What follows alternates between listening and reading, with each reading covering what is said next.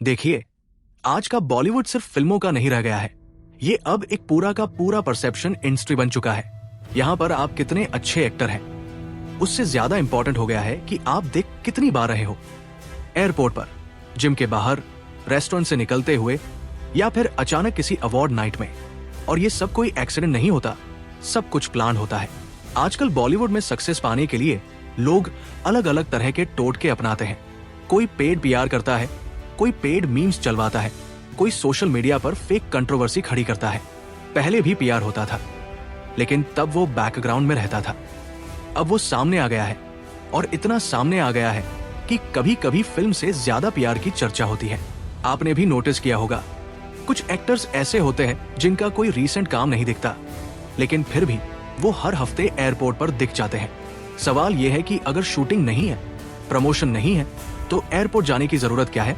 जवाब सिंपल है, फोटोग्राफर्स को बुलाया गया है, पापा जी को कॉल कर दिया गया है, कैमरा रेडी है, लुक स्टाइल है, और फिर वही घिसी पिटी हेडलाइन, स्पॉटेड 8 एयरपोर्ट। और मजे की बात यह है कि ये सब अब इतना नॉर्मलाइज हो गया है कि लोग खुद खुलेआम बोलते हैं कि मैं जब अच्छे से ड्रेस होती हूँ तभी बुलवाती हूँ।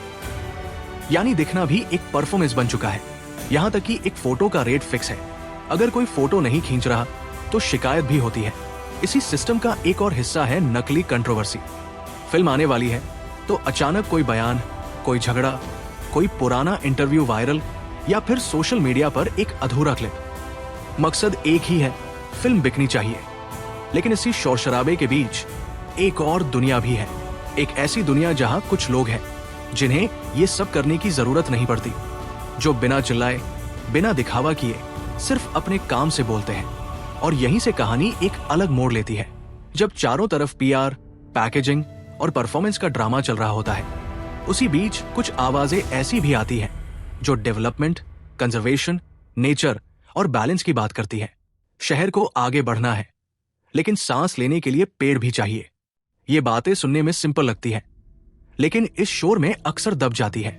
और फिर आता है वो आदमी जिसे न एयरपोर्ट की जरूरत है, न पेड मीम्स की, न फेक कंट्रोवर्सी की। वो चुपचाप बैठकर पूरे सिस्टम को एक्सपोज कर देता है, सिर्फ अपने काम से। यहीं से हम एंटर करते हैं आज के टॉपिक में। आजकल खासकर धुरंधर के रिलीज होने के बाद सोशल मीडिया पर एक नाम लगातार ट्रेंड कर रहा है, अक्षय खन्ना। ऐसा नहीं है कि वो अचानक अच्छे एक्टर बन गए हैं, वो हमेशा से अच्छे थे। फर्क सिर्फ इतना है कि अब ऑडियंस देखने लगी है।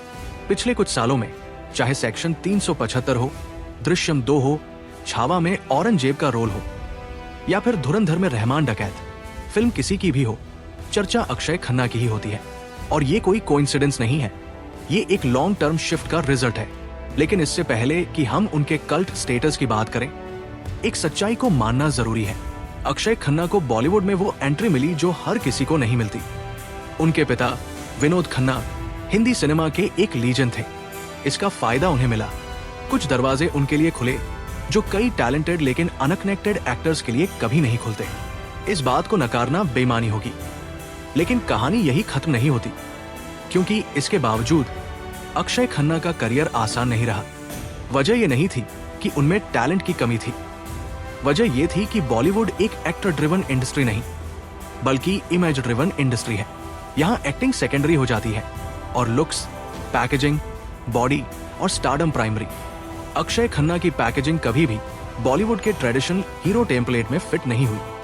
छोटी उम्र से ही बाल झड़ना शुरू हो गए।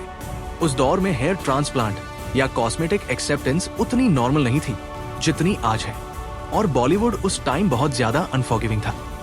इसके अलावा उनका बॉडी फ्रेम भी माचो हीरो वाले खांचे में फिट नहीं बैठता था। न ओवरबिल्ड बॉडी, न सिक्स पैक का ऑब्सेशन। उन्होंने स्टेरॉयड लेकर खुद को स्क्रीन पर बड़ा दिखाने की कोशिश नहीं की। वो नेचुरली लीन रहे, और बॉलीवुड में ऐसे एक्टर्स को अक्सर साइडलाइन कर दिया जाता है। या तो आप मास हीरो बनो या फिर पैरेलल सिनेमा में चले जाओ। अक्षय खन्ना इन दोनों के बीच अटक गए।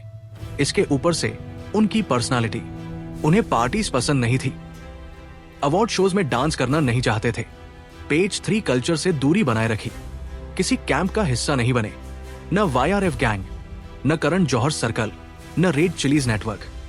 वो बस एक्टिंग करना चाहते थे।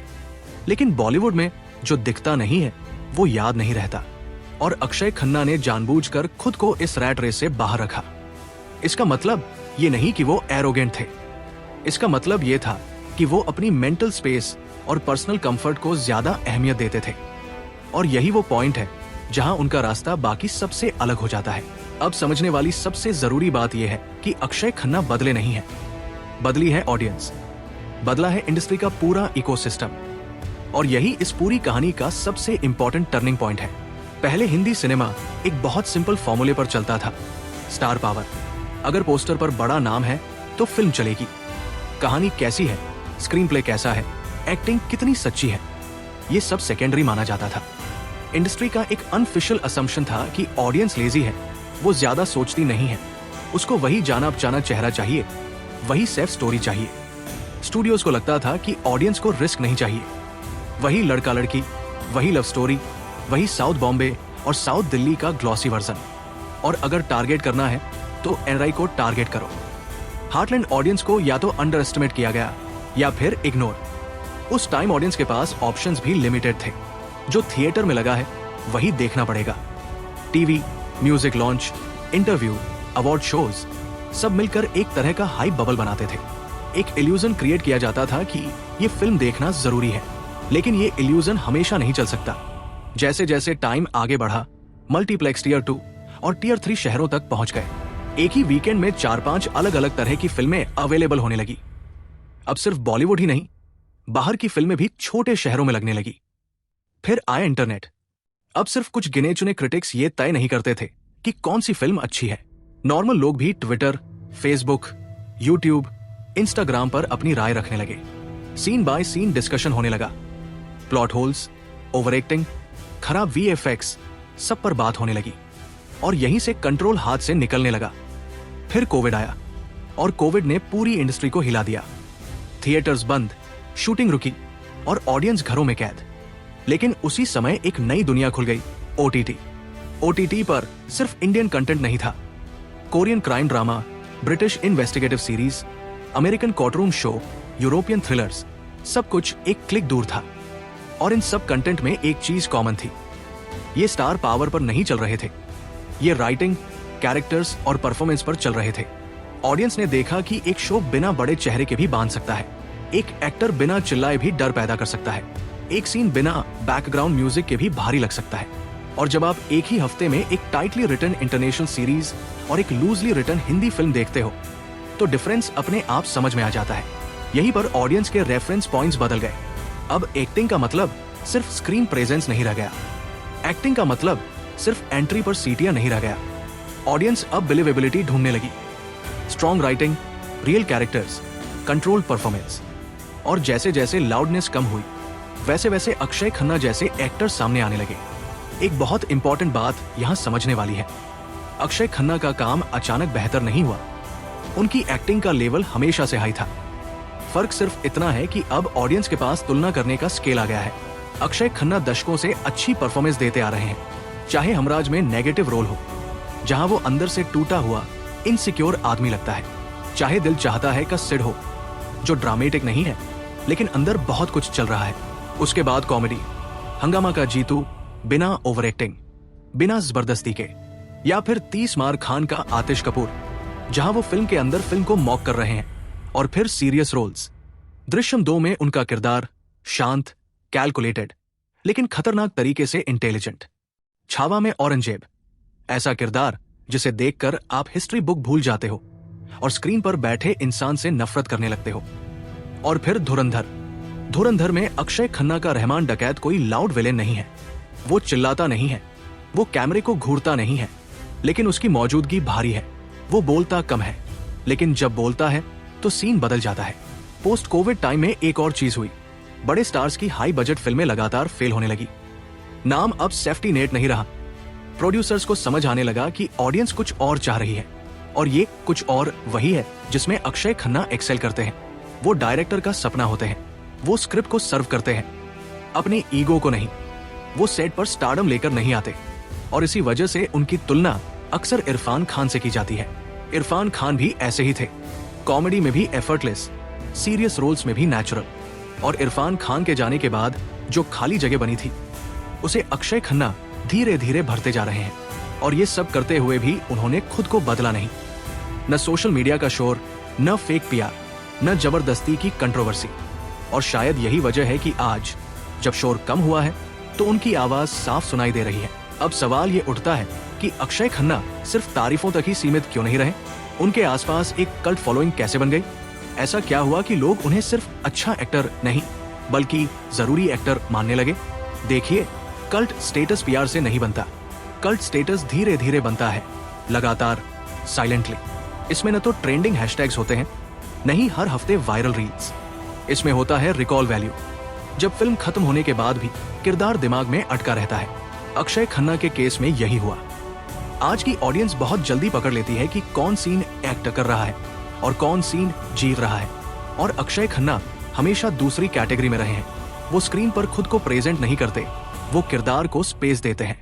यही वजह है कि डायरेक्टर्स उन्हें पसंद करते हैं, क्योंकि वो कंट्रोल में रहते हैं। उन्हें हर सीन में खुद को हाईलाइट करने की जरूरत नहीं होती। वो जानते हैं कि कब रुकना है, कब चुप रहना है, कब सिर्फ आंखों से काम करना है। आज के टाइम में ये बहुत रेयर क्वालिटी है।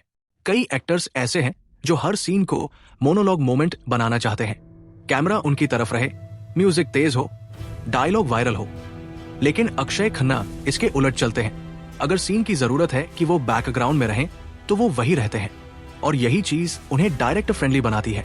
एक और चीज जिसने उनके कल्ट स्टेटस को मजबूत किया वो है कंसिस्टेंसी। उन्होंने ज्यादा फिल्में नहीं की, लेकिन जो की उनमें खराब परफॉर्मेंस बहुत मुश्किल से मिलेगी। फिल्म चले या न चले, उनका काम हमेशा नोटिस हुआ। ऑडियंस ने ये पैटर्न देख लिया। आज के सोशल मीडिया युग में लोग क्लिप्स शेयर करते हैं, सीन कट करके डालते हैं, और इन क्लिप्स में अक्षय खन्ना बार बार सामने आते हैं। बिना शोर के, बिना बैकग्राउंड म्यूजिक के भी उनके सीन टिक जाते हैं। और यहीं से एक नया तरह का फैन बनता है, जो पोस्टर से नहीं, परफॉर्मेंस से जुड़ता है। एक और बड़ा फैक्टर है उनकी ऑफ स्क्रीन इमेज, या कहें उसकी कमी। आज जहां हर एक्टर अपनी लाइफ का हर मोमेंट सोशल मीडिया पर डाल रहा है, वही अक्षय खन्ना लगभग इनविजिबल है। न व्लॉग, न रील, न लाइव अपडेट। इससे क्या होता है? स्क्रीन पर दिखने वाला किरदार ज्यादा रियल लगने लगता है, क्योंकि आपके दिमाग में पहले से एक सोशल मीडिया पर्सनैलिटी नहीं बैठी होती। जब अक्षय खन्ना स्क्रीन पर आते हैं तो आप ये नहीं सोचते कि ये वही इंसान है जिसने कल इंस्टाग्राम पर ये पोस्ट डाली थी। आप सिर्फ किरदार देखते हैं। आज के टाइम में ये बहुत बड़ा एडवांटेज है। और फिर बात आती है उनकी चॉइस की। उन्होंने कभी सेफ खेलने की कोशिश नहीं की। न उन्होंने खुद को लीड हीरो के प्रेशर में फंसाया, न ही खुद को एक जोन में कैद किया। वो कभी नेगेटिव रोल करते हैं, कभी ग्रे, कभी पूरी तरह साइलेंट, कभी हल्की कॉमेडी। और हर बार वो उस रोल के हिसाब से खुद को ढालते हैं, न कि रोल को अपने हिसाब से मोड़ते हैं। यही वजह है कि आज की ऑडियंस उन्हें फॉर्मूला एक्टर नहीं मानती। और फिर आता है पोस्ट कोविड दौर का सबसे बड़ा सच, विश्वसनीयता। आज ऑडियंस को कुछ भी बेच पाना आसान नहीं है। ट्रेलर अच्छा हो सकता है, पीआर स्ट्रॉन्ग हो सकता है, लेकिन अगर फिल्म में दम नहीं है तो वर्ड ऑफ माउथ गिरा देगा। इस माहौल में अक्षय खन्ना जैसे एक्टर्स एक सेफ बेट बन जाते हैं, क्योंकि लोग जानते हैं कि अगर वो फिल्म में है तो कम से कम एक चीज तो पक्की है, एक्टिंग खराब नहीं होगी। यही कारण है कि आज बड़े डायरेक्टर्स, सीरियस राइटर्स और कंटेंट ड्रिवन प्रोजेक्ट्स में उनका नाम बार बार सामने आता है। और ये सब किसी एक फिल्म से नहीं हुआ, ये धीरे धीरे सालों में बना है। सबसे इंटरेस्टिंग बात यह है कि अक्षय खन्ना ने कभी खुद को रीब्रांड करने की कोशिश नहीं की। न कमबैक इंटरव्यू, न रीलॉन्च स्ट्रैटेजी। वो बस मौजूद रहे। और जब इंडस्ट्री का शोर कम हुआ तो उनकी मौजूदगी साफ दिखने लगी। यही असली कल्ट स्टेटस है, जब कोई आपको ट्रेंडिंग होने की वजह से नहीं बल्कि रिलेवेंट होने की वजह से याद रखता है। और शायद यही वजह है कि आज अक्षय खन्ना को देखकर लगता है कि वो अपने करियर के सबसे स्ट्रॉन्ग फेज में है, बिना खुद को बदले। अब आखिरी और सबसे जरूरी सवाल पर आते हैं। आज इस वक्त अक्षय खन्ना बॉलीवुड के अंदर इतनी हॉट कमोडिटी क्यों बन चुके हैं? इसका जवाब किसी एक फिल्म में नहीं है, इसका जवाब पूरे इंडस्ट्री शिफ्ट में छुपा हुआ है। आज की फिल्म इंडस्ट्री एक ट्रांजिशन फेज में है। पुराने फॉर्मूले टूट चुके हैं, लेकिन नए फॉर्मूले अभी पूरी तरह सेट नहीं हुए हैं। बड़े स्टार्स अब भी हैं, लेकिन उनका नाम अब गारंटी नहीं देता। हाई बजट, बड़ा डायरेक्टर, बड़ी रिलीज, ये सब अब सिर्फ स्टार्टिंग पॉइंट है, फिनिश लाइन नहीं। प्रोड्यूसर्स को अब एक चीज समझ में आ चुकी है, ऑडियंस को बेवकूफ नहीं बनाया जा सकता। और यही वो जगह है जहां अक्षय खन्ना फिट बैठते हैं। आज के डायरेक्टर्स को ऐसे एक्टर्स चाहिए जो स्क्रिप्ट को समझे, किरदार को ओवर पावर न करे, कैमरे के सामने स्टार न बने बल्कि कहानी का हिस्सा बने। और अक्षय खन्ना ये तीनों काम बिना शोर किए कर लेते हैं। वो सेट पर जाकर माहौल हल्का नहीं करते लेकिन भरोसेमंद बना देते हैं। डायरेक्टर जानता है कि ये आदमी सीन नहीं तोड़ेगा, लेखक जानता है कि इसका डायलॉग जमीन से जुड़ा रहेगा और एडिटर जानता है कि कम शॉट्स में भी सीन निकल जाएगा। इसीलिए आज कंटेंट ड्रिवन सिनेमा में अक्षय खन्ना एक सेफ इन्वेस्टमेंट है। और एक और चीज जो आज बहुत मायने रखती है, ओवर एक्सपोजर का न होना। आज हर एक्टर हर जगह है। Interview, podcast, Instagram, Twitter, promotion, हर जगह वही चेहरे घूम रहे हैं। इसका रिजल्ट ये होता है कि स्क्रीन पर उनका जादू जल्दी टूट जाता है। अक्षय खन्ना के साथ ऐसा नहीं है। उनका चेहरा तब दिखता है जब कहानी को जरूरत होती है और यही वजह है कि उनकी एंट्रीज आज भी असर छोड़ती है। ऑडियंस उन्हें स्किप नहीं करती बल्कि ध्यान से देखती है। एक और बड़ा फैक्टर है आज की ऑडियंस की उम्र और मैच्योरिटी। आज का व्यूअर सिर्फ 18-22 का नहीं है, 25-35, 40 प्लस। सब ओटीटी और थिएटर दोनों जगह एक्टिव है और ये ऑडियंस कैरेक्टर से कनेक्ट करती है, ना कि हीरो इमेज से। उन्हें ऐसे चेहरे चाहिए जो ग्रे हो, टूटे हो, साइलेंट हो, इंटेलिजेंट हो। और अक्षय खन्ना ऐसे ही कैरेक्टर्स में सबसे ज्यादा कन्विंसिंग लगते हैं। इसका मतलब ये नहीं कि वो हर फिल्म के लिए परफेक्ट है, लेकिन जिन फिल्मों में रियलिज्म, इंटेंसिटी और अंडरस्टेटमेंट चाहिए, वहां वो नेचुरल चॉइस बन जाते हैं। और यही वजह है कि आज उनकी फिल्में कम हैं, लेकिन चर्चा ज्यादा है। अब अगर हम इंडस्ट्री के फ्यूचर की बात करें तो एक बात क्लियर है, सिर्फ स्टारडम पर चलने वाला सिनेमा और कमजोर होगा। ऑडियंस अब इंटरनेशनल कंटेंट देख चुकी है, तुलना अपने आप हो जाती है और जब तुलना होती है तो वही टिकता है जिसमें सच्चाई होती है। ऐसे में अक्षय खन्ना जैसे एक्टर्स सिर्फ आज के नहीं, आने वाले टाइम के भी एक्टर्स हैं, क्योंकि उनका स्टाइल ट्रेंड पर नहीं, फंडामेंटल्स पर टिका है। वो आज भी वही है जो 20 साल पहले थे, शांत, फोकस्ड और काम को लेकर सीरियस। बस फर्क यह है कि अब सिस्टम उनकी लैंग्वेज समझने लगा है और शायद यही सबसे सैटिस्फाइंग चीज है इस पूरी कहानी में। कोई जबरदस्ती का कमबैक नहीं, कोई रिलॉन्च नहीं, कोई नकली स्ट्रगल स्टोरी नहीं। बस टाइम लगा और जब टाइम बदला तो सही आदमी अपनी जगह पर खड़ा मिला। आज अक्षय खन्ना को जो प्यार मिल रहा है, जो रिस्पेक्ट मिल रही है, वो किसी कैंप की देन नहीं है, वो लंबे वक्त तक ईमानदारी से किए गए काम का रिजल्ट है। और यही वजह है कि उनकी परफॉर्मेंस पर बात होती है, उनके फॉलोअर्स पर नहीं। अब मैं आपसे पूछना चाहता हूं, आपके लिए अक्षय खन्ना की सबसे स्ट्रॉन्ग परफॉर्मेंस कौन सी है? अगर धुरंधर है तो उसके बाद आपकी सेकंड फेवरेट कौन सी है? नीचे कमेंट सेक्शन में जरूर बताइए। अगर आपको ऐसे डीप, एनालिटिकल और बिना पीआर फिल्टर वाले वीडियो पसंद आते हैं तो चैनल को सब्सक्राइब जरूर करिए, वीडियो को लाइक करिए और ऐसे ही कंटेंट के लिए जुड़े रहिए। हम फिर मिलेंगे अगले वीडियो में। तब तक के लिए स्वस्थ रहें, सोचते रहें, सवाल पूछते रहें। आप सबको एक सेकंड प्रणाम।